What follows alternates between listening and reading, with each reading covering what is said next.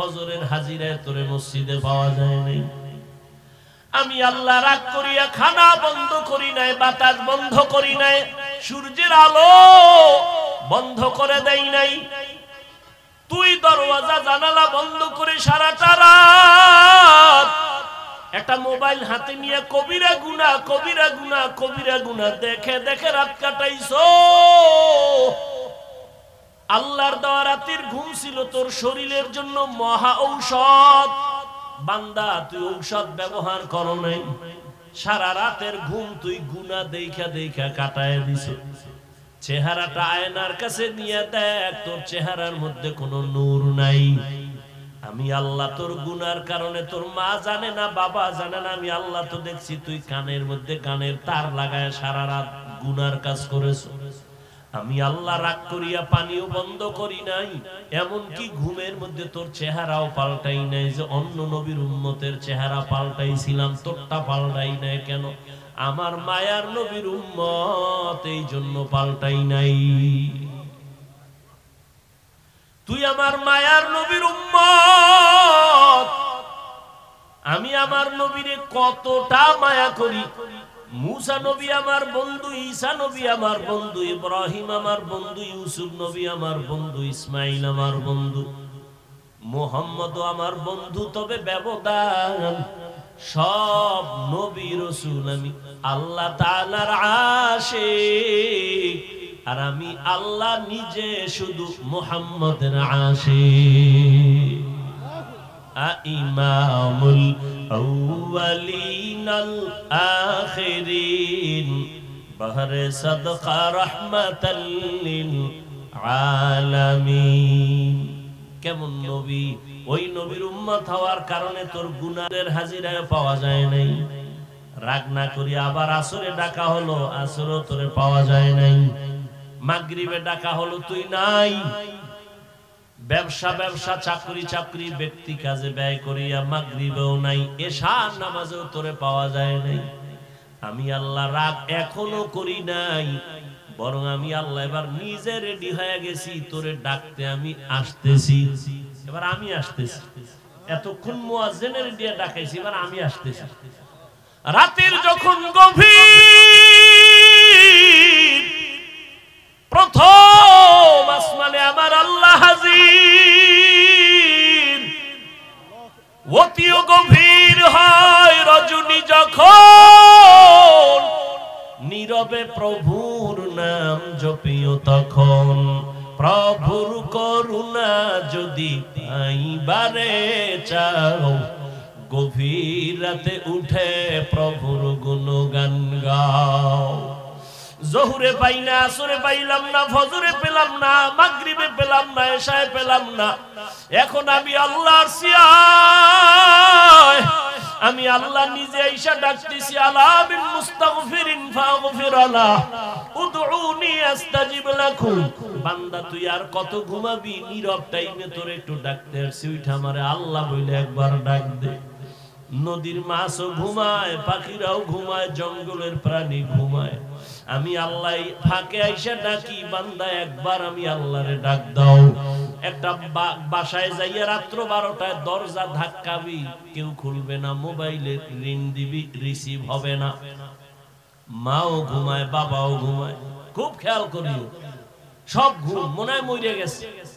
এত দরজার উপরে ধাক্কা, আওয়াজ নাই, এমন মরামত। কিন্তু তোর আম্মা জানের পাশে একটা বাচ্চা আছে, 8 মাস 9 মাস 11 মাসের বাচ্চা ঘুমায়। দেখ ঘরের দরজাগুলো এত জোরে জোরে আঘাত করে, মা টের পায় না। মোবাইলে রিসিভ হয় না, রিং হইতেছে, বাহির থেকে রিংটোন আমি শুনতেছি, কিন্তু আমার ঘরের মা শুনে না, ম্যাডাম শুনে না। কিন্তু আম্মা জানের পাশে বাচ্চাটা হালকা করে একটু আওয়াজ দিছে, মা সজাগ হয়ে গেছে। ও বান্দা নজর কর, আমি আল্লাহ তোরে কত আদর করে বানাইছি। আমি আল্লাহ তোরে ভোর রাত্রে, এমন একটা রাত্র নাই যে আমি আইসা তোরে ডাকি না।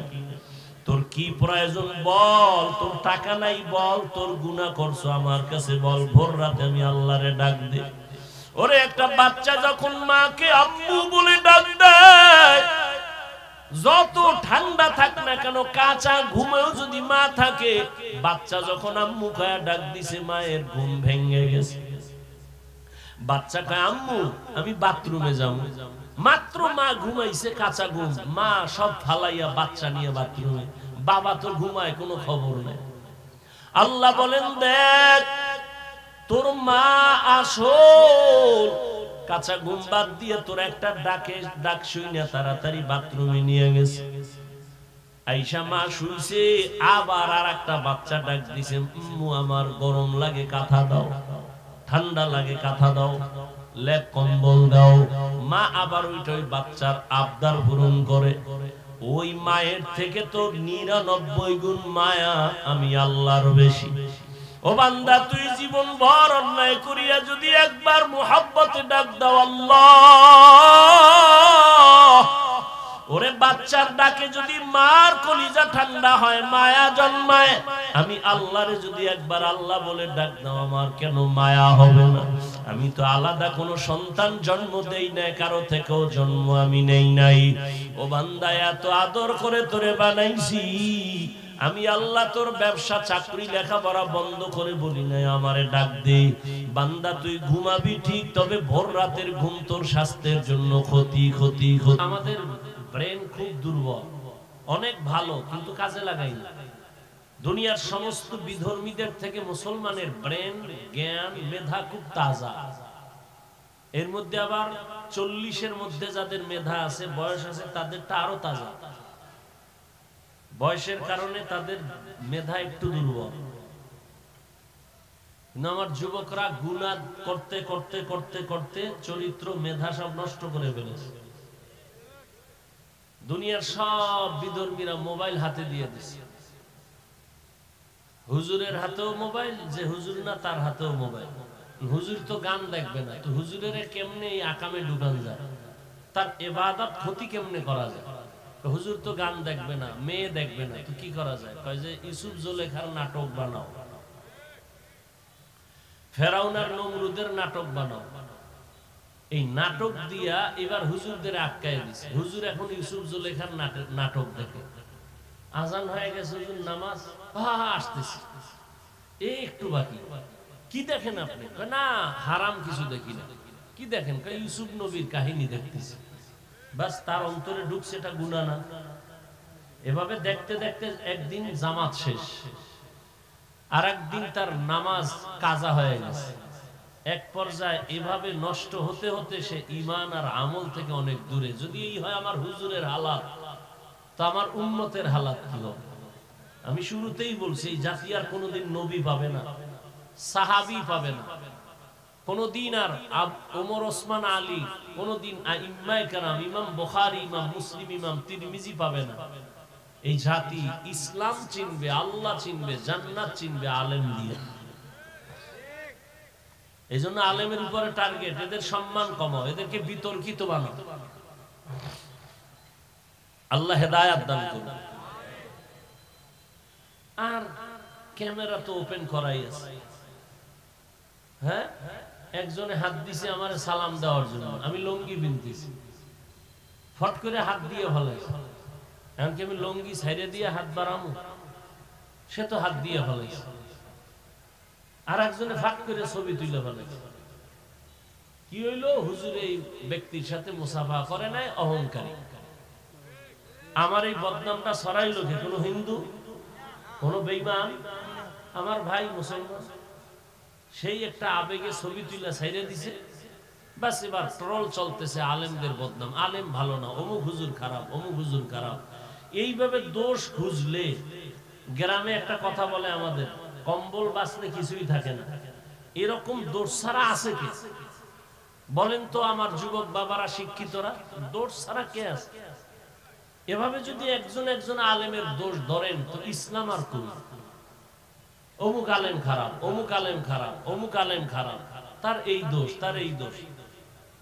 আমি মাঝে মাঝে বলি, হিংসা কেমন জিনিস? বাড়ির পাশে প্রতিবেশীর ছেলে গরিব, কিন্তু ছেলের মেধা ভালো, পাশের ঘরওয়ালা বড় লোক, এর সহ্য হয় না। একজনে কয়, সাহেব অমুকের ছেলে তো এখন ক্লাস 8 এ উঠে গেছে, দূর বাদ দাও, ও জীবনে কাজে লাগবে না, ও লেখাপড়া কি করব, পরীক্ষায় পাশ করতে না। উম্মা ফাইনাল পরীক্ষার রেজাল্ট যখন বের হয়ে গেছে, খবর পাইছে যে সে গোল্ডেনে প্লাস। স্যার গোল্ডেনে প্লাস, বাদ দাও, গোল্ডেন পাইলে কি হবে, ওর জীবনে আর চাকরি হবে না। এক পর্যায়ে লেখাপড়া শেষ করে চাকরিও হয়ে গেছে। স্যার চাকরিও হয়ে গেছে, চাকরি থাকলে কি হবে, বেতন থাকবে। শুনে না বেতন হাই স্কেল, কিছুদিন পর কয় বেতন পাইলে কি হবে, বেশি দিন টিকবে না। এই হিংসা দাবানলে সব আমরা আটকায় গেছি। গীবত করতে করতে করতে করতে করতে করতে প্রত্যেকটা মানুষের মুখ দুর্গন্ধময় হয়ে গেছে। এই পরিমাণ দুর্গন্ধ যে মেসওয়াক কেন, ব্রাশ কেন, কোন মেডিসিনে আর মুখের দুর্গন্ধ যাবে না।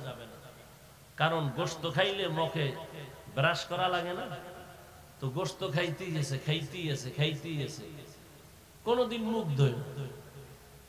অনবরত গোশত খায়। কির গোশত খায়? মরা ভাইয়ের গোশত খায়। জেন্দারটা খাইলে তো মরাটা, মরা ভাইয়ের গোশত খায় বয়ে বয়া। নবীজি বলেন এক সাহাবী বদনাম করতেছে, কয় আরে খেলাও দাও, যে দাঁত খুসে, কয় না ওইটা নিয়ে দাঁত খুসো কেন, কয় গোশত ঢুকছে দাঁতে। কয় ইয়া রাসূলুল্লাহ আমি 1 মাস হইছে গোশতের লগে দেখা নাই, মাত্র গোশত খাইলা। বলে ইয়া রাসূলুল্লাহ তার মানে?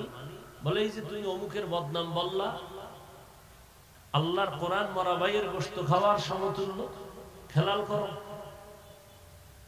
আল্লাহ রাসূল বলেন গীবত এটা জিনা করার থেকেও মারাত্মক।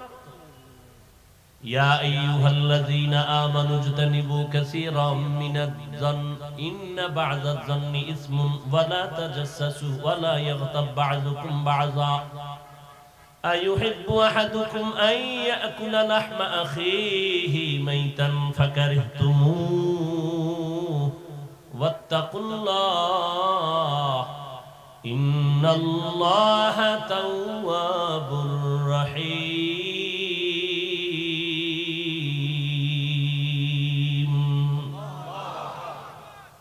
আল্লাহ বলেন হে মুমিন, তোমরা খারাপ ধারণা থেকে নিজেকে বাঁচাও। এমন কিছু খারাপ ধারণা মানুষকে চূড়ান্ত গুনাহের রাস্তায় নিয়ে যায়। আল্লাহ নিজে বলেন এই মুমিন, তোমরা কি পছন্দ করো তোমাদের মরা ভাইয়ের গোশত খাবা? আল্লাহ বলেন নিজেই ফাকারিহতুমু, না তোমরা পছন্দ করো না, তো আত্তাকুল্লাহ, আমি আল্লাহকে ভয় কর। আমি আল্লাহর ভয় অন্তরে জমা করে গীবত থেকে নিজেকে বাঁচাও। প্রত্যেকটা মুহূর্ত গীবতে আমরা পেঁচায় গেছি, ঘরের মধ্যে, বাইরে, দোকানে, রিকশায়, গাড়িতে, অল টাইম গীবত। মারাত্মক কবিরা গুনাহ। শুধু কি তাই, গীবতের মারাত্মক একটা ক্ষতি হলো যে ব্যক্তি যার গীবত করে তার গুনাহ তার আমলনামায় চলে আসে। এটা মারাত্মক একটা ক্ষতি। ভাই নিজের গুনাহ মাফ করাইতে পারি না, বদনাম বইলা আরেকজনের গুনাহ নিজের কাঁধে নিতেছি। মুসলমান হিসেবে তো চিন্তা করা উচিত। ইয়া আইয়ুহাল্লাযীনা আমানুত্তাকুল্লাহা ওয়াল তানজুর নাফসুম মা কদ্দামাত লিগাদিন ওয়াত্তাকুল্লাহ। আল্লাহ বলেন হে মুমিন, তোমার হায়াতের সীমানা বাধা নাই, তবে মরণের সীমানা আমি আল্লাহ দিয়ে দিয়েছি। কোন দিন তোমার মরণ হবে আমি আল্লাহ লিখেছি, বাঁচার কোন সিদ্ধান্ত নাই রে গোলাম। একদিন আমার দরবারে আসতেই হবে, কি নিয়ে আসবা, কি রেখে আসবা, চিন্তা করো, হিসাব মিলাও।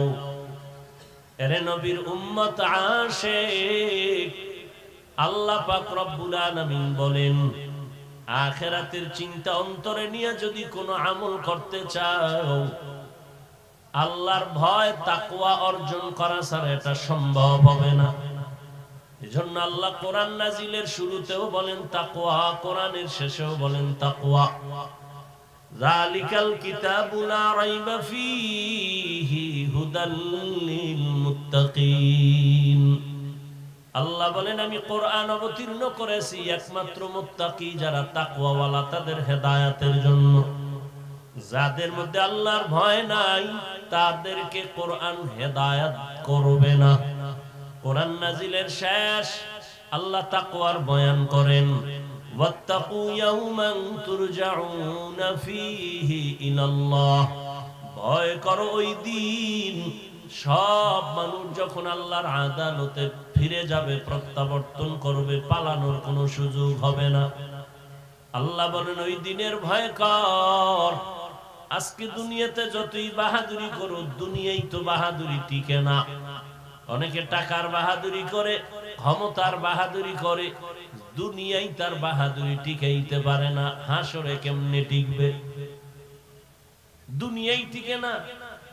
টাকার মাস্তানি, আজ ব্যাংকে কোটি টাকা জমা আছে কিন্তু নিজের বংশের কেউ ভোগ করতে পারলো না।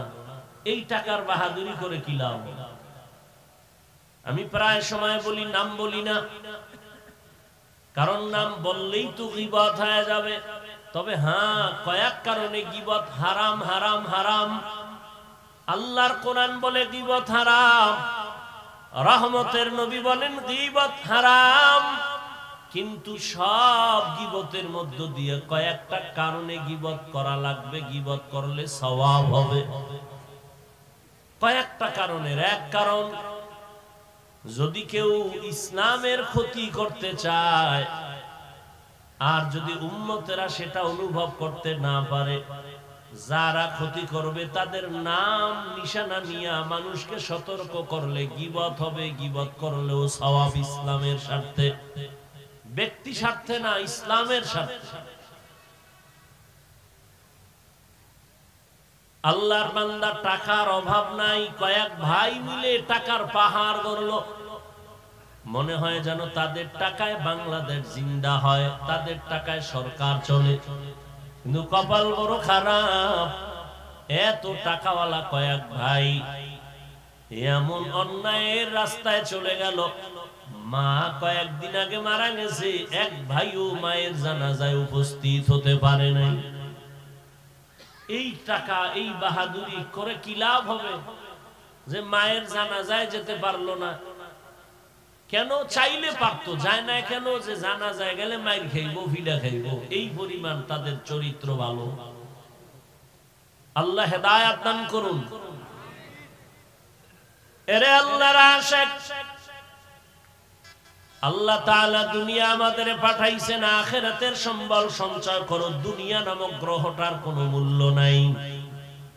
বিউটি পার্লারে গিয়ে অনেক কালো মানুষ সাদা হয়ে গেছে, এই সাদা দেখা পাগল হইও না। অনেক কালো মানুষও সাদা হইয়া বিবাহের সিঁড়িতে বসে। বোকা অনেকে বুঝে না, কিছুক্ষণ পর চেহারায় রৌদ্র লাগে, পানি লাগে, আর সাদা থাকে না, সুন্দর থাকে না। দুনিয়া নামক এই সুন্দর বিউটি পার্লারের মতোই দেখা যায়। চক্ষু দুইটা বন্ধ হয়ে যাবে। তোমার আমার আপন যারা, তোমার আমার নিজের গায়ের জামা কাপড় খুলিয়া রেখে তিনটা সাদা কাপড়ের প্যাকেট বানায় কবরে পৌঁছায় দিবে। এতদিন আমার ডানে বামে কত ভক্ত, কত আপন, একটু যদি মরিয়া যাই জীবনে কেউ আর নাম নিবে না। মোবাইলের নাম্বার থাকলেও তা ডিলিট করে ফেলবে। আজকে আমি বলি আমার ঘড়ি, আমি মইরা গেলে ঘড়িটা আর একজনের হাতে দিয়ে বলবে এটা আমার। আমার মোবাইল একজনে টেলিফোন করবে, হাফিজ ভাই কোথায়? আমি মইরা গেছি জানে নাই, আর একজনে টেলিফোন ধইরা বলবে কারে দিছো? কয় হাফিজ। কই হাফিজের মোবাইল নেটা আমার মোবাইল। আমার আমার যাই বলো, কিছুই তো কিন্তু তোমার আমার না। এমন কি চিন্তা করে দেখলাম মরণের জায়গা যে কবর, এটাও তো আমার না। এরে আল্লাহর গোলাম, দুনিয়ায় তোমার কাজ একটা, আখিরাতের বাজার করো। দুপুর বেলা ঘরের মধ্যে মেহমান আসবে, খানা খাইবা, কি পাক হবে? ম্যাডাম বলে তাড়াতাড়ি কোম্পানিগঞ্জ বাজারে যাও, মুরাদনগরে যাও, মাধবপুরে যাও, কসবা যাও, বাজার করে নিয়ে আসো। দুপুরে মেহমান আসবে, আপনি বাজারে চলে গেলেন, বাজারে গিয়া ইলিশ মাছ কিনলেন, রুই মাছ কিনলেন, গুড়া মাছ কিনলেন, অনেক তরি তরকারি কিনিয়া বাসায় দিলেন, রান্না হয়ে গেল। এবার খাইতে বসিয়া যদি বলেন আমি ইলিশ খাবো না, রুই খাবো না, আমার এই রূপ চাঁদা দাও, বিবি বলবে তুমি কিনিয়া যা আনছো তাই দিতে পারবো, হাজারবার চাইয়া ঝগড়া করতে পারবা, রূপচাঁদা মাছ আমি তোমাকে দিতে পারবো না, কারণ তুমি আনো নাই, চাইলেও দেওয়া সম্ভব না। বাজারে গেছো বান্দা, বাজারে গিয়ে যদি তুমি বাজার যাই করে ঘরে নাও, খানার বেলায় দুপুরে তাই পাইবা। এই দুনিয়াতে তুমি যে কাজ করবা, পরকাল জীবনে তুমি তাই পাইবা। দুনিয়াতে নামাজ আপন বানাও, কবরে হাসরে পুলসিরাতে নামাজ তোমাকে সহায় হয়ে কাজ করবে। দুনিয়াতে আল্লাহর কোরআন তেলাওয়াতকে আপন বানাও, কবর পরকাল জিন্দেগি হাসর নাসরে তোমার কোরআন সহযোগিতা করবে। ক্বালা রাসূলুল্লাহ সাল্লাল্লাহু আলাইহি ওয়া আলিহি ওয়াসাল্লাম, ইযা উযিআল মাইয়িতু ফি কবরিহি জাআল কুরআনু ইনদা রাসিহি ওয়াস-সালাতু আন ইয়ামিনিহি ওয়াস-সিয়ামু আন শিমালিহি ওয়া সাইরুল হাসানাতি ইনদা রিজলাইহি। নবী বলেন মানুষ যখন মরে যায় কবরে রাখে চার জিনিস, চার দিক থেকে তার সহযোগিতায় দাঁড়ায়। মাথার কিনারায় দাঁড়ায় কোরআন, ডান পার্শ্বে নামাজ, বাম পার্শ্বে থাকে তার সহযোগিতার জন্য রোজা, পায়ের কিনারায় থাকবে নেক আমল। ফেরেশতা আসবে প্রশ্ন করার জন্য, নিষেধ করা হবে আসবে না। কে নিষেধ করছো? বলে আমি এই বান্দার প্রিয় বন্ধু কোরআনুল কারীম। ডান পার্শ্বে যাবে আসবা না, কে নিষেধ করছো? বলে আমি তার নামাজ। বাম পার্শ্বে যাবে আসবা না, কে নিষেধ করলা? বলে আমি বান্দার বন্ধু রোজা। পায়ের কিনারায় যাবে বলবে আসবা না, কে? বলে যাবতীয় নেক আমল, মেসওয়াকের আমল, দস্তরখানের আমল। আল্লাহর নবী বলেন ওই কবর তখন বান্দার জন্য জান্নাতের বিছানার ব্যবস্থা হয়ে যাবে। ও আল্লাহর বান্দারা, অনেকে তো কবরের আযাব বিশ্বাস করে না, শুধু করেই না, আযাব নাই বলিয়া বহু বয়ান ইউটিউবে ছাড়তেছে পর্ব আকারে। কবরে কোনো আযাব হবে না। চরমনাইর সৈয়দ ইসহাক রাহমাতুল্লাহ আলাইহি তিনি বলতেন, বাবা কবরে যদি আযাব না হয় ধন্যবাদ, আমিও পেরেশান মুক্ত, তুমিও পেরেশান মুক্ত, কোনো টেনশন নেই। কিন্তু কবরে আযাব হবে তে সন্দেহ নাই, বহু দলিল। হবে না তোমার কথা মেনে নিলাম। যদি কবরে কোনো আযাব না হয়, আমি টুপিওয়ালারও কোনো চিন্তা নাই, তুমি গাঞ্জাখোরেরও কোনো চিন্তা নাই। কিন্তু কবরে গিয়া যদি দেখো নামাজ না পড়ার কারণে আযাব হয়, বলো বাবা সেই দিন তোমার উপায় কি হবে, আমার উপায় কি হবে? আর আযাব হওয়ার তো দলিল প্রমাণ অভাব নাই। রহমতের নবী হাঁটতেছেন, পেছনে সাহাবায়ে কেরাম হাঁটতেছেন। হঠাৎ নবী দাঁড়ায় বলেন, ও সাহাবায়ে কেরাম দাঁড়াও, ওই যে কবর দেখো, কবরের মধ্যে আযাব চলতেছে, তাড়াতাড়ি আমরা একটু দোয়া করে দেই, কবরের আযাব যেন মাফ হয়ে যায়। নবী দোয়া করলেন, এরপরে কবরের আযাব মাফ হয়ে গেল। আমাদের জাতি ভাইদের মধ্যে একদল প্রশ্ন করেই ফেলবে, হাফিজ ভাই ধন্যবাদ আপনাকে, আজকে নবী কবরের আযাব দেখে দোয়া করলেন, তাহলে আপনারা কেন নবীরে গায়েবের মালিক মানেন না? নবী যদি গায়েব নাই জানে, কবরের আযাব দেখলেন কিভাবে? প্রশ্নকারীরা আছে না, এ নিয়ে খিলাখিলি করবে, তো নামাজ পড়বে। তুমি নামাজ নাই, রোজা নাই, হালাল হারামের ভেদাভেদ নাই, তোমার এই সমস্ত বিষয় নিয়ে তর্ক করার তো কোনো সুযোগই নাই, অধিকারই নাই। একটা মুসলমানের সবথেকে বড় পরিচয় নামাজ। নবী বলেন, বাইনাল আবদি ওয়া বাইনাল কুফরি তারকুস সালাহ। বেঈমান আর মুমিনের ব্যবধান হলো নামাজ। বেঈমান নামাজ পড়ে না, মুমিনেরা নামাজ ছাড়ে না। আল্লাহ বলেন, বান্দা দুনিয়াতে তোরে পাঠাইলাম, আখিরাতের সম্বল অর্জন কর। তোর দুনিয়াতে চলার জন্য যা প্রয়োজন সব আমি আল্লাহ অগ্রিম আয়োজন করে দিলাম। দুনিয়াতে চলতে তোর পানির প্রয়োজন, আমি আল্লাহ ফ্রি দিয়ে দিলাম, কোনো বিল লাগবে না। দোকান থেকে এক বোতল মাম কিনতে যাও, আধা লিটার 15 টাকা 20 টাকা তোমার টাকা দিতে হবে। আমার আল্লাহর দেওয়া পানি কি পরিমাণ ফ্রি ভোগ করেছো, কয় টাকা বিল দিয়েছো? ও বান্দা, আল্লাহ বলেন দুনিয়াতে চলতে তোমার প্রয়োজন আলো, আমি আল্লাহ সূর্য দিয়া চাঁদ দিয়া ফ্রি ভাবে তোমার আলো সার্ভিস দিয়া দিলাম, কোনো বিল চাই নাই। দুনিয়াতে চলতে তোমার বাতাসের প্রয়োজন, আমি ফ্রি করে দিলাম, কোনো বিল লাগবে না। ও বান্দা, তোমার চলার জন্য রাস্তার প্রয়োজন দিলাম, খানার প্রয়োজন তাও আয়োজন করলাম। আমি আল্লাহ গর্তের পিপিলিকেরও খানা দেই, নদীর মাছেরও খানা আমি দেই, উড়ন্ত পাখির খানা দেই, জঙ্গলের প্রাণীর খানাও আমি দেই। বান্দা, তোর খানা কেন আমি দিব না? বরং সারা দুনিয়ার যত প্রাণীর খানা দেই, সব থেকে প্রিয় খানা এবং হালাল পিওর খানা তোমার জন্য আমি ব্যবস্থা করেছি। মানুষের খানা এত সুস্বাদু, এত পিওর এবং কাবার করে দিয়েছেন যেন নষ্ট না হয়। তুমি ভাত খাবা, চালের দরকার, কাবার লাগাই দিয়েছেন।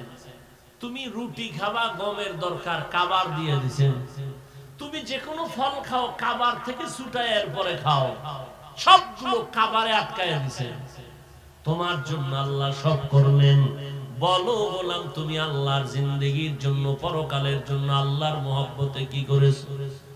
সারা রাত একটা কুকুরের দিকে তাকাইয়া দেখো, মালিকের বাড়ি পাহারা দেয় সারাটা রাত, কোনদিন মালিকের সাথে কুকুর বেয়াদবি করে না। একটু বলবানি রে যুবক বাবা, ওই কুকুর সারা রাত পাহারা দিয়ে বেতন কত পায়? 1 টাকাও বেতন নাই, বরং লাথি আর গালাগালি পায়। আজও পর্যন্ত কোন প্রমাণ কেউ দিতে পারবে না যে কুকুর মালিকের সাথে বেয়াদবি করেছে। নতুন মেহমান আসছে বাসায়, কুকুর চিনে না, ঘেউ ঘেউ করে আওয়াজ দিছে, মালিক কয় আমার মেহমান থাম। কুকুর ঠান্ডা হয়ে গেল। মালিকের লাথি আর গালি খাইয়াও কুকুর মালিকের সাথে বেয়াদবি করে না। আর তুমি একজন আশরাফুল মখলুক মানুষ, আমার মালিক আমার আল্লাহ, ওই মালিক থেকে তুমি কি পাও নাই? সব তুমি পেয়েছো। আল্লাহর দেয়া পানি তোমার বাবায় দেয় নাই, আল্লাহর দেয়া সূর্যের আলো, চাঁদের আলো, জমিনের ফসল খাও, গাছের ফল খাও, আমার আল্লাহর দেওয়া তোমার বাবা দেয় নাই। রাতের বেলা ঘুমাইয়া যাও, ঘুমের মানুষ তো মরা, ঘুমের সময় তো মরার দোয়াই পড়ে মানুষ। আল্লাহুম্মা বিসমিকা আমুতু, ও আল্লাহ তোমার নামে আমি মরতেছি, তোমার নামে মরে যাইতেছি। এমন মরা মরছে, চোর ঢুইকা সব লয়ে গেছে, টের পায় না কি পরিমাণ মরা মরলো। এমন কি মহিলার কানের অলংকার খুইলা নিয়ে গেছে, টের পায় না। আল্লাহ কয়, এই মরাতে তোরে যদি আমি আর না উঠাই, তোর বাবা আর উঠাতে পারবে না। মহামারী করোনার ভেতরে কত প্রাণ আমি নিয়ে গেলাম, করোনার বাতাস কিন্তু তোর গায়েও লাগছে রে যুবক। আমি আল্লাহ তোকে নিয়ে যেতে পারতাম, আমি তোর জীবনটা বোনাস দিয়ে দিলাম, তওবা করে সঠিক পথে চল। মহামারী করোনা আমি আল্লাহ তোরে নেই নাই, তোর আপন কত বন্ধুরে নিয়ে নিলাম। ডেঙ্গুতে তোর কত আপন চলে গেল, আমি তোকে নেই নাই। একই গাড়িতে বসে আছো, অ্যাক্সিডেন্ট হয়ে গেছে, 10 জন মরে গেছে, তোরে নেই নাই। এরে বান্দা, ছাত্র জনতার বৈষম্য বিরোধী আন্দোলনে কত তাজা তাজা প্রাণ চলে গেল, আমি আল্লাহ তোরেও নিয়ে যাইতে পারতাম, আমি তোরে নেই নাই। কয়দিন আর বাহাদুরি করবি? আমার দেওয়া নিয়ামত দিলাম সব তোমার জন্য। ও বান্দা, আখিরাতের সম্বল সঞ্চয় করে নাও, হায়াতটা শেষ হয়ে গেলে আর তোমার ডানে বামে কাউকে পাইবা না। ও আল্লাহর গোলাম, আল্লাহ পাক এ কথা তোমাকে বলে না যে তুমি ব্যবসা ছাড়ো, চাকরি ছাড়ো, তুমি 24 ঘন্টা আল্লাহর হুকুম মতো জিকির করো। আল্লাহ আইন করেন নাই, বরং আল্লাহ কত দয়াময়, 24 ঘন্টার প্যাকেট বানায় আমি রাত আর দিনকে মানুষের দিয়ে দিলাম, এর বাইরে কেউ চলার উপায় নাই। তবে এই 24টা ঘন্টার থেকে 22 ঘন্টা সময় তোমার ব্যক্তি কাজে দিয়ে দিলাম, যাও এই 24 ঘন্টার 22 ঘন্টা তুমি ব্যবসা করো, চাকরি করো, লেখাপড়া করো, পার্সোনাল কাজে ব্যয় করো। থাকলো কয় ঘন্টা? মাত্র 2 ঘন্টা সময়। এটা তুমি আল্লাহর মহব্বতে, আখিরাতের তোমার কল্যাণে, আখিরাতের জন্য তুমি রিজার্ভ করে দাও। তাও একত্রে না। যদি বলতাম একটানা 2 ঘন্টা তেলাওয়াত করতে হবে, বান্দা তোর কষ্ট হতো। আমি যদি বলতাম 1-2 ঘন্টা একসাথে নামাজে দাঁড়াতে হবে, তোমার কষ্ট হতো। আমি আল্লাহ 22 ঘন্টা তো আলাদা দিয়েই দিলাম, বাকি যে 2 ঘন্টা এটা আমার জন্য না, তোমার কল্যাণে আখিরাতের অ্যাকাউন্টে জমা রাখবা। তাও একত্রে না, ভাগ করে দিছি, যাতে তোমার ব্যবসার ক্ষতি না হয়, চাকরির ক্ষতি না হয়, লেখাপড়ার ক্ষতি না হয়। বলে তা কেমনে? ফজরের 4 রাকাত নামাজে 20 মিনিট দাও, এরপরে তুমি আবার দোকানে চলে যাও, দীর্ঘ টাইম দোকানদারি আর অফিস করে আবার যোহরের 10 রাকাত নামাজে তুমি আবার 20 মিনিট দিয়ে আবার দোকানে যাও, অফিসে যাও। তোমার ব্যক্তিকার শেষ, আবার এক ফাঁকে আইসা 20 মিনিট দিয়ে আসরের 4 রাকাত নামাজ পড়ে আবার দোকানে যাও। আবার মাগরিবের 5 রাকাত নামাজে 20 মিনিট দিয়া চলে যাও দোকানে, অফিসে, ব্যক্তিগত কাজে। আবার কিছুক্ষণ পরে 9 রাকাত নামাজে সার সময় 20 মিনিট সময় দিয়া বাসায় যাও। বাসায় যাইয়া মা বাবা, পরিবার, সন্তানের হক আদায় করে ঘুমিয়ে পড়ো। আবার ঘুম থেকে উঠা 4 রাকাত নামাজে 20 মিনিট সময় দাও। তাহলে 20 মিনিট কইরা সময় দিয়ে তোমার যেন চাকরিরও ক্ষতি না হয়, ব্যবসার ক্ষতি না হয়, লেখাপড়ার ক্ষতি না হয়। এইভাবে আমি আল্লাহ তোরে দয়া কইরা ভাগ করে দিলাম। তোর ব্যবসারও বন্ধ করতে বলি নাই, চাকরিরও ক্ষতি করি নাই। ফাঁকে ফাঁকে গিয়া 20 মিনিট 20 মিনিট 20 মিনিট 20 মিনিট সময় দিয়া নামাজ পড়বি। আমি আল্লাহ মুয়াজ্জিনের দিয়া ডাকতেছি, তাড়াতাড়ি আয়, আসসালাতু খায়রুম মিনান নাওম। ও বান্দা, তোর ব্যবসায় পাগল হইয়া দুনিয়ায় এমন মজা পাইছো, ফজরের হাজিরায় তোরে মসজিদে পাওয়া যায় নাই। আমি আল্লাহ রাগ করিয়া খানা বন্ধ করি নাই, বাতাস বন্ধ করি নাই, সূর্যের আলো বন্ধ করে দেই নাই। তুই দরওয়াজা জানালা বন্ধ করে সারাটা রাত একটা মোবাইল হাতে নিয়ে কবিরা গুনাহ, কবিরা গুনাহ, কবিরা গুনাহ দেখে দেখে রাত কাটাইছো। আল্লাহর দেওয়া রাতের ঘুম ছিল তোর শরীরের জন্য মহা ঔষধ। বান্দা, তুই ঔষধ ব্যবহার করো নাই, সারা রাতের ঘুম তুই গুনাহ দেখা দেখা কাটায় দিছো। চেহারাটা আয়নার কাছে নিয়ে দেখ, তোর চেহারার মধ্যে কোনো নূর নাই। আমি আল্লাহ তোর গুনার কারণে, তোর মা জানে না, বাবা জানে না, আমি আল্লাহ তো দেখছি তুই কানের মধ্যে কানের তার লাগায় সারা রাত গুনার কাজ করেছো। আমি আল্লাহ রাগ করিয়া পানিও বন্ধ করি নাই, এমনকি ঘুমের মধ্যে তোর চেহারাও পাল্টাই নাই। যে অন্য নবীর উম্মতের চেহারা পাল্টাইছিলাম, তোরটা পাল্টাই নাই কেন? আমার মায়ার নবীর উম্মত, এই জন্য পাল্টাই নাই। তুই আমার মায়ার নবীর উম্মত। আমি আমার নবীরে কতটা মায়া করি।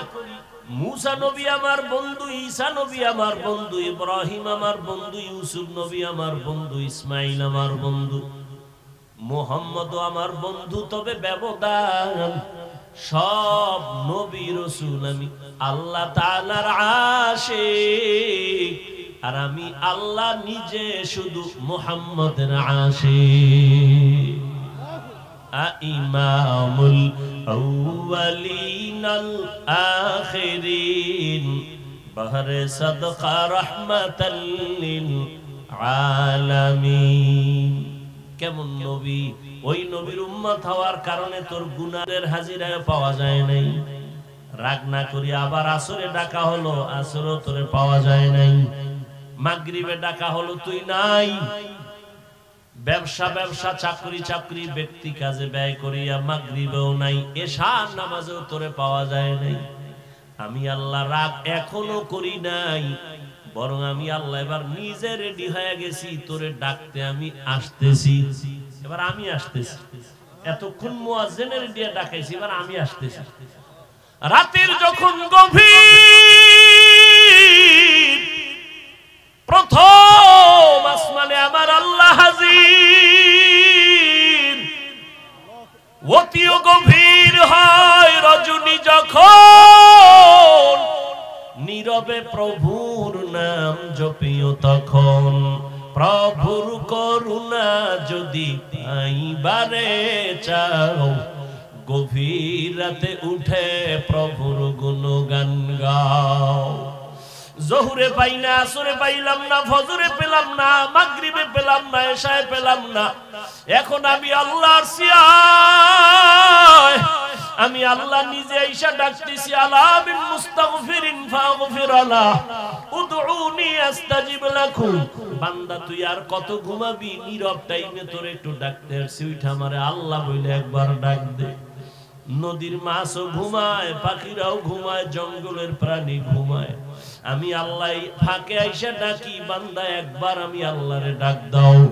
একটা বাসায় যাইয়া রাত্র 12টায় দরজা ধাক্কাবি, কেউ খুলবে না, মোবাইলে রিং দিবি, রিসিভ হবে না।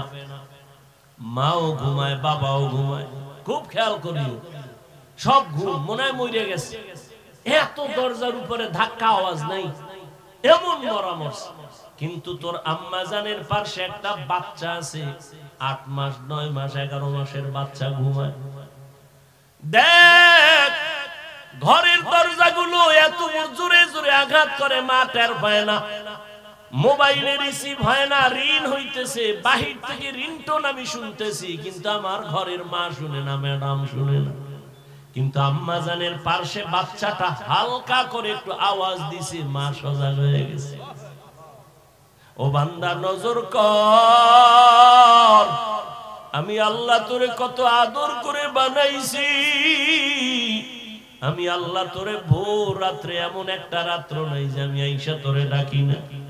তোর কি প্রয়োজন বল, তোর টাকা নাই বল, তোর গুনাহ করছো আমার কাছে বল, ভোর রাতে আমি আল্লাহরে ডাক দে।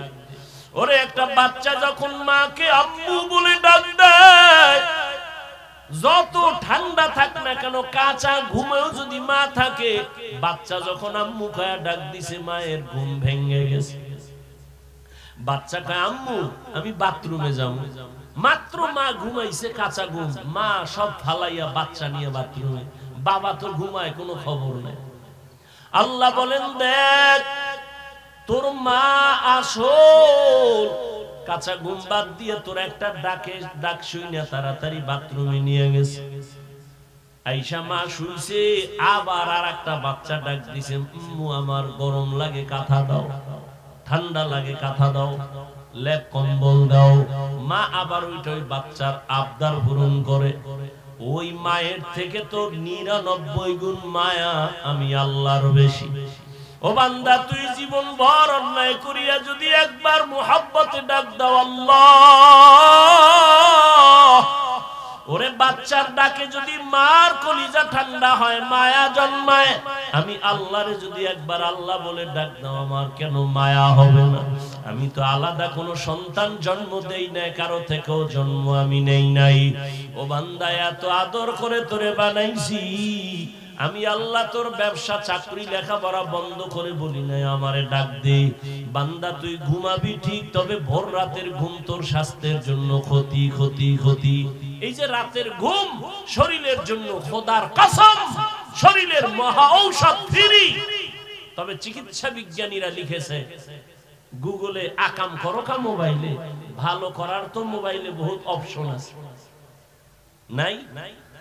আজকে গুগলে সার্চ দিবি, ব্রেন নিয়ে সার্চ দে, ইউটিউবে সার্চ দে ব্রেন কি, এই খালি ব্রেন নিয়ে গবেষণা ইউটিউব দেখবি, তোর 1 মাস লাগবে এটা বুঝতে।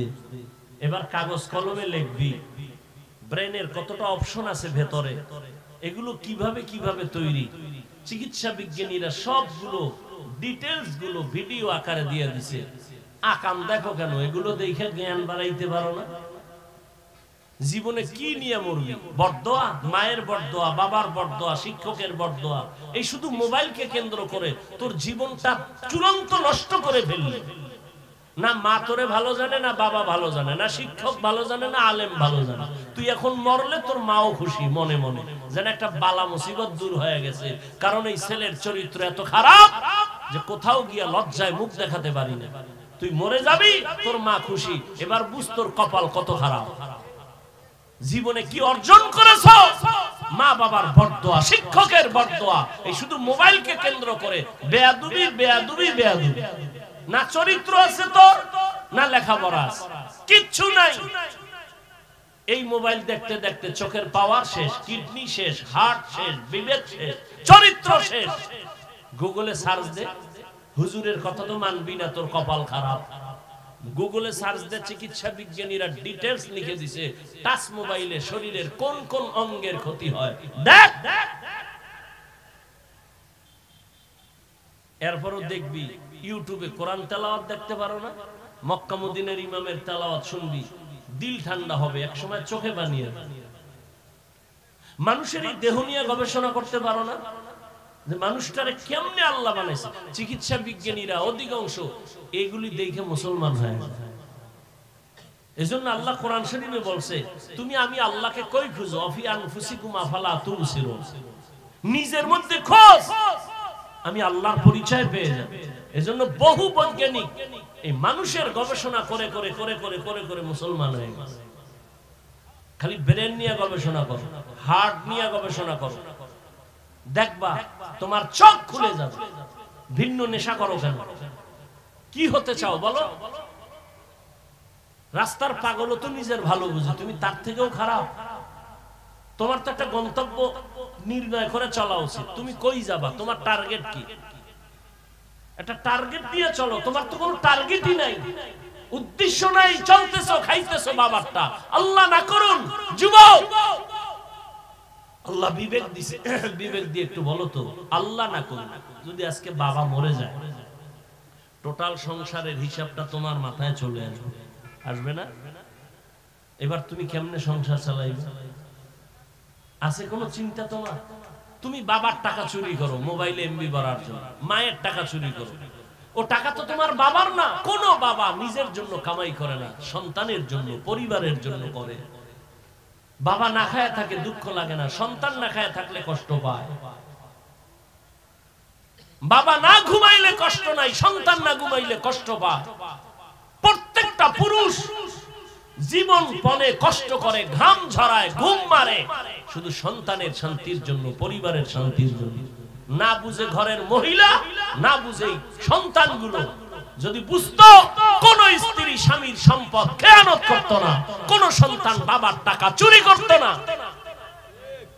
অথচ করতেছো। মূলত নিজের সম্পদ নিজে নষ্ট করতেছো। একটা কথা লিখে রাখো, ভুলে গেলে আবার ক্ষতি হবে, বলে যাই লিখে রাখবা। যেই সম্পদ, মূল সম্পদ যে কামাই করে বাবা, ওখান থেকে যদি স্ত্রী বা সন্তান খেয়ানত করে, কোটি টাকা কামাই করলো, ওই সংসারে কোনোদিন বরকত হবে না, আল্লাহর কসম। তাহলে তুমি তোমার সম্পদ নষ্ট করো। বাবা মরে গেলে তো তুমিই মালিক। একটা মহিলা চিন্তা যদি করতো, স্বামী মরে গেলে তো আমার, তাহলে আমি কেন এই সম্পদ খেয়ানত করি? এই চিন্তাই তো নাই। গুনাহের পথে সম্পদ ব্যয় করে নিঃস্ব হয়ে যায় সন্তান। খবর জীবনে কি অর্জন করেছে? আমি যে এতক্ষণ বয়ান শুনাইছি তোমাকে যুবকদেরকে বলছি, আমি কি একবারও বলছি আমি পাস করলি পড়ছি তোরাও পড়, নাইলে জাহান্নামে যাবে?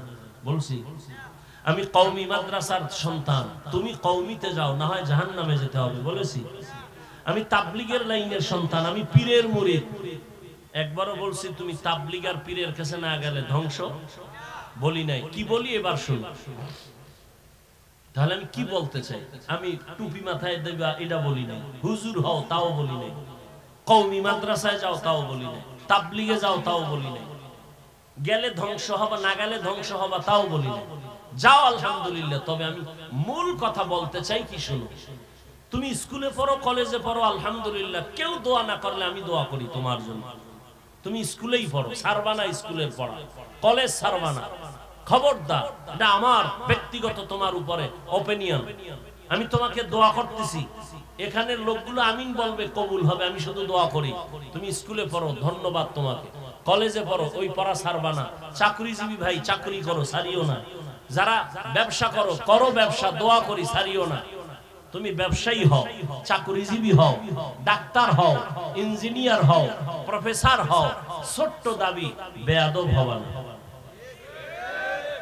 আমার ওয়াজ তোমার জন্য এতটুকুই, বেয়াদব হবা না। যদি ডাক্তার হইয়া বেয়াদব হও, তাসলিমার মতো জুতা খায়া দেশ থেকে পালাতে হবে। অতএব ডাক্তার হও, তবে ডাকাত হয় না, বেয়াদব হয় না।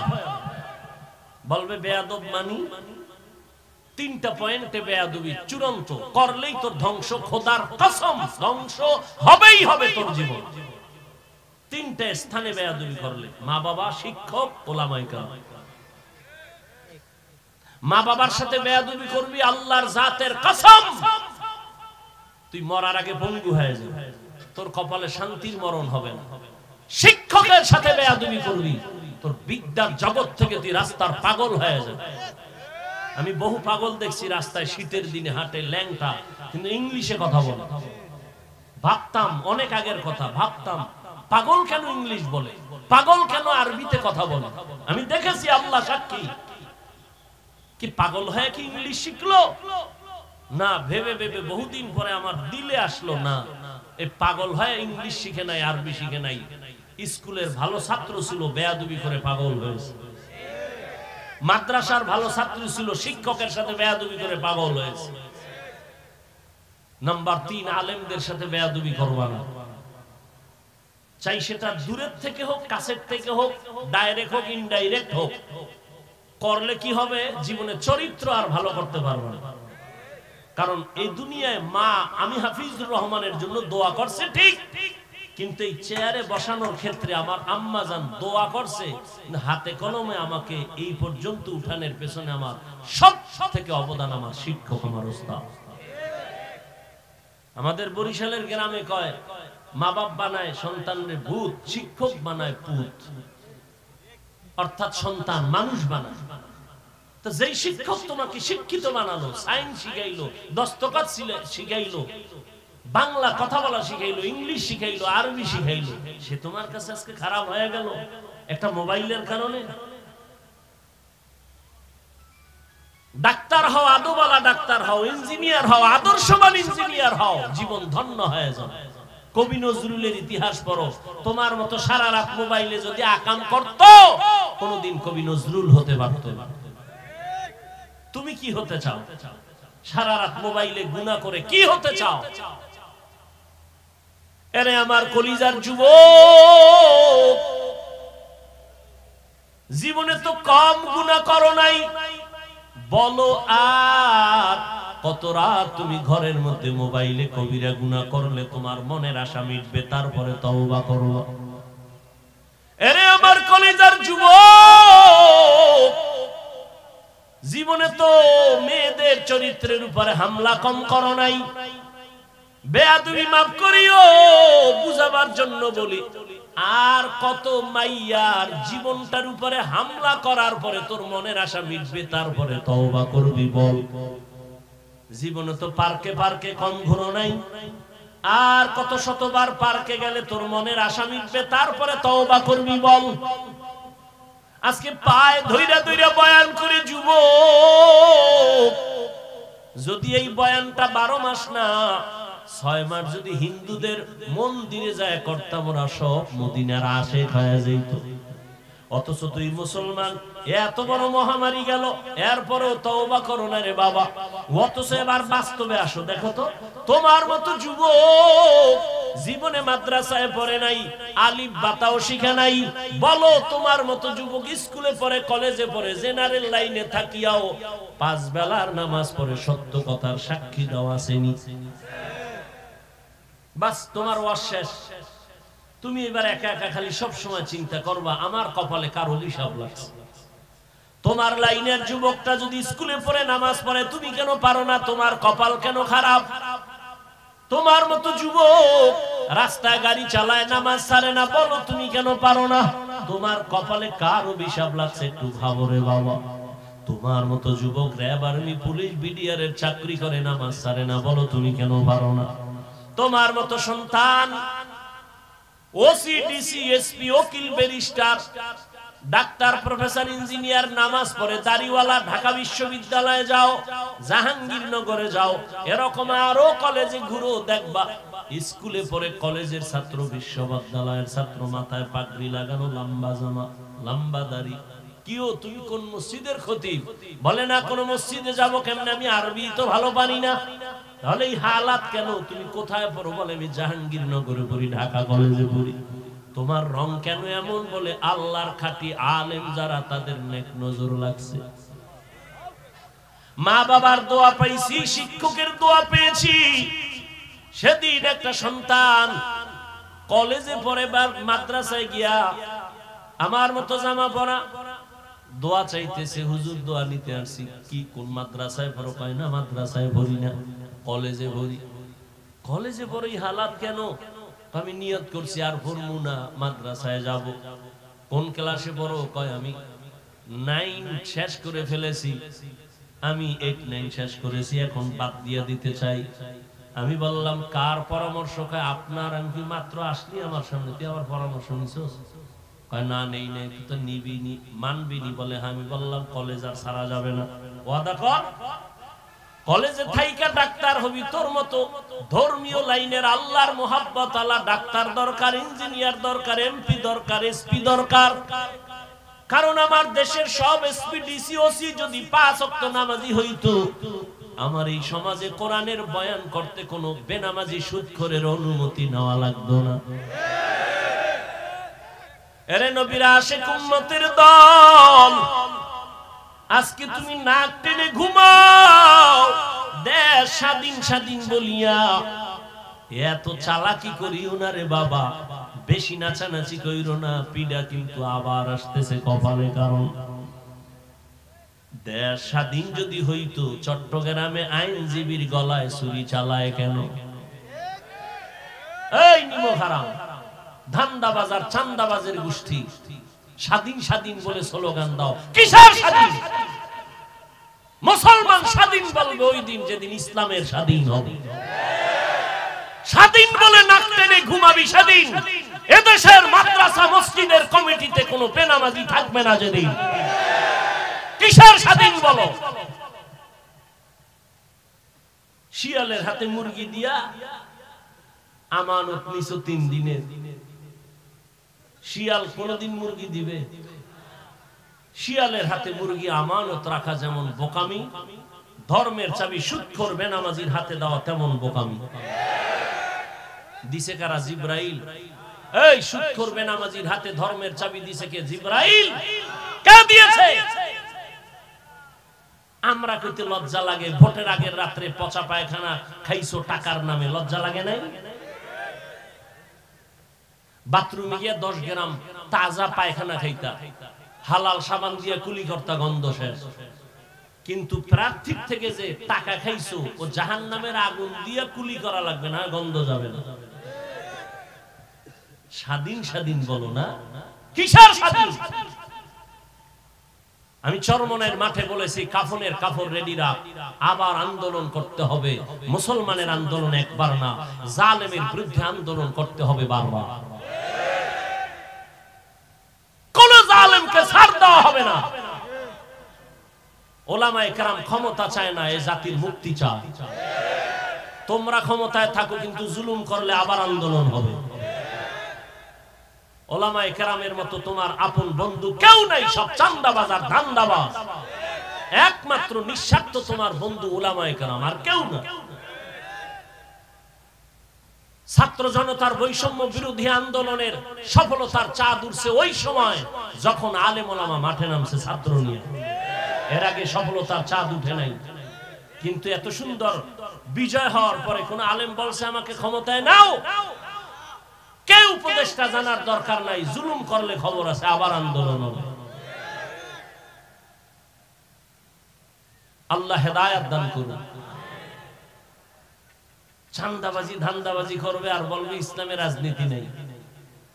রাজনীতি নাই এরকম কোন ইসলাম দুনিয়ায় নেই। তুমি ইসলামটারে খাটো করো কেন? ইসলাম কমপ্লিট। পৃথিবীতে তোমার জীবনের প্রত্যেকটা পরতে পরতে ইসলামের দিক নির্দেশনা আছে। তুমি পরিবার কেমনে চালাইবা, নবীর আদর্শ সেখানে নাই।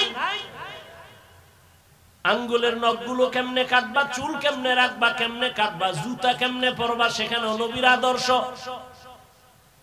নবী নিজে রাষ্ট্র চালায় দেখাইলেন, আবু বকর রাষ্ট্র চালাইলেন, ওমর ওসমান আলী রাষ্ট্র চালাইলেন, সুলাইমান নবী গোটা দুনিয়া চালাইছেন। এই ঘটনা কোরআনে নাই? ইউসুফ নবী মিশরের অর্থমন্ত্রী ছিল, কোরআনে নাই? কেন বলো কোরআনে রাজনীতি নাই? হ্যাঁ, তোমার পচা রাজনীতি নেই। মানুষ জবাই করো, বাড়ি ঘরে আগুন জ্বালাও, এগুলো ইসলামে নাই। ইসলামে আছে মালিক যেই প্লেটে খাবে গোলাম ওই একই প্লেটে খাবে। ইসলামে আছে কর্মচারী কাজ করবে, ঘাম ঝরার আগে বেতন দিয়ে দাও। আর চাঁদাবাজি ধান্দাবাজির রাজনীতি হলো বেতন পাবি না, আন্দোলন করবি, পুলিশের বিড়া খাবি, বেতন পরে খাবি। এরে নবীরা আশে করে যুবক, এই জন্য আমি বারবার বলি আমার সমাজের যুবক যদি লাইনে চলে আসো, গোটা দুনিয়াটা লাইনে চলে আসবে। যুবকের পাওয়ার দেখো নাই 5 তারিখ কথা কয় না? যুবকের পাওয়ার আছে, তবে এই পাওয়ারটা কায়েম কামিয়াব হবে না যদি উলামায়ে কেরামের নেক নজর না থাকে। তোমার মেধা দিয়া গোটা দুনিয়া আলোকিত করে নাও, চরিত্র সুন্দর করে আগাও। মনটাকে বুঝাই, ওরে মন আমার কপাল কেন এত খারাপ, আমার মতো যুবক স্কুল কলেজে পড়ে, চাকরি করে, ব্যবসা করে, যদি 5 বেলার নামাজ পড়তে পারে আমি কেন পারি না? আমার কপাল কেন খারাপ? ও আল্লাহর বান্দারা, তোমার মতো যুবক রাস্তায় গাড়ি চালায়, শ্রমিকের কাজ করে, নামাজ ছাড়ে না, বলো তুমি কেন পারো না? ও পর্দার আড়ালের আম্মা জানেরা, এতক্ষণ আপনাদের সন্তানদের যত বয়ান শুনাইলাম, এগুলো বাস্তবায়নের জন্য আপনার দোয়া লাগবে, অবদান লাগবে। মা বাবার অবদান ছাড়া এগুলো কোনোদিন বাস্তবায়ন সম্ভব না। এ দুনিয়ায় যত ভালো ভালো সন্তান আসছে সব হলো মায়ের দোয়ার কারণে। গাছ ভালো হলে তো ফল ভালো হবে, মায়ের আদর্শ ভালো হলেই তো সন্তান ভালো হবে। খাজা মঈনুদ্দিন চিশতি আজমিরি রাহমাতুল্লাহ আলাইহি মদিনাতুল মুনাওয়ারা থেকে ভারতে আসেন কালেমার দাওয়াত নিয়ে। আজমিরে এখন তার মাজার পড়ে আছে। খাজা মঈনুদ্দিনের হাতে ভারতের জমিনে লক্ষ লক্ষ বলে কত, কেউ বলে 90, কেউ বলে 99 লক্ষ বিধর্মী কালেমা পড়েছে। মঈনুদ্দিনের দিলটা খুশি, মায়ের সামনে খুব আনন্দিত হাসতেছে। আম্মা জান বলে, মঈনুদ্দিন এত আনন্দ কেন? বলে, মা লক্ষ লক্ষ বিধর্মী আমার হাতে কালেমা পড়েছে। আম্মা জান কয়, মঈনুদ্দিন এটা তোর বাহাদুরি না, আমি মায়ের অবদান। খাজা মঈনুদ্দিন চিশতি আজমিরি কয়, মা কি তোমার অবদান?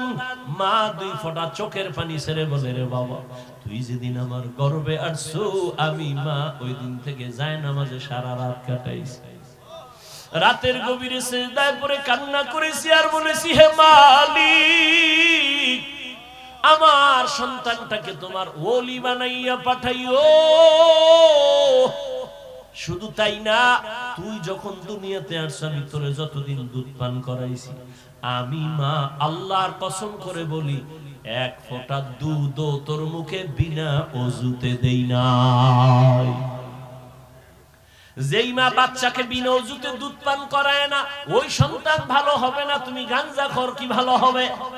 আরে আম্মা জান, আপনারা তো খাজা মঈনুদ্দিনের মায়ের মতোই তো দামি মা, আপনারা তো সাহাবায়ে কেরামদের মায়ের মতো মা, আপনারা তো আয়েশা রাদিয়াল্লাহু আনহার মতো দামি নারী, ফাতেমা রাদিয়াল্লাহু আনহার মতো দামি নারী, খাদিজা রাদিয়াল্লাহু আনহার মতো দামি নারী।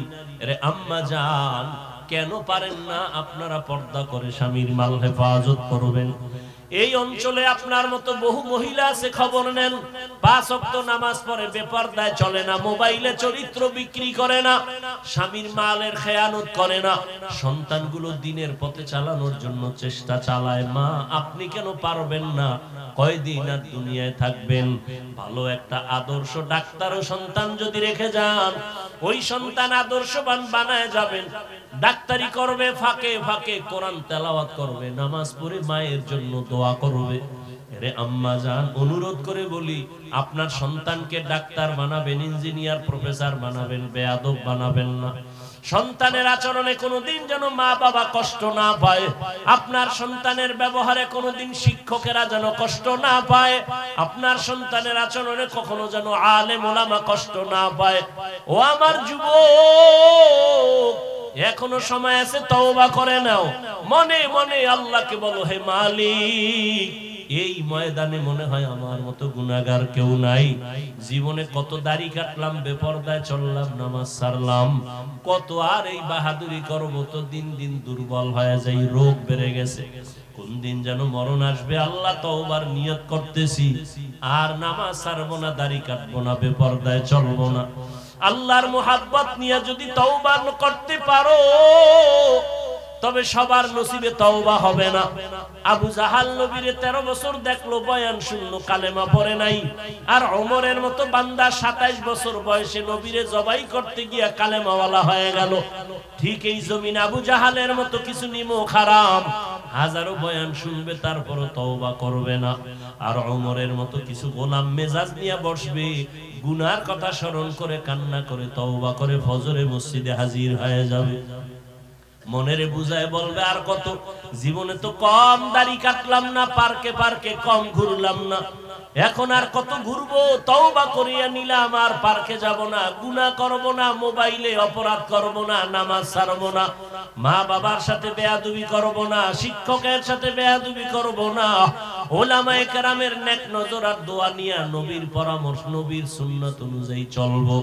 এমন তওবা করার মতো যদি ভাগ্যবান কোন আল্লাহর গোলাম এখানে থাকো, ও যুবক, বৃদ্ধ, বাবাজি, পর্দার আড়ালের মা বোনেরা, তওবার নিয়ত যদি অন্তরে থাকে, মুনাফিকি দুর্বলতা যদি না থাকে, খাঁটি তওবার নিয়ত যাদের আছে, দুটো হাত আমার আল্লাহকে দেখাইয়া দাও।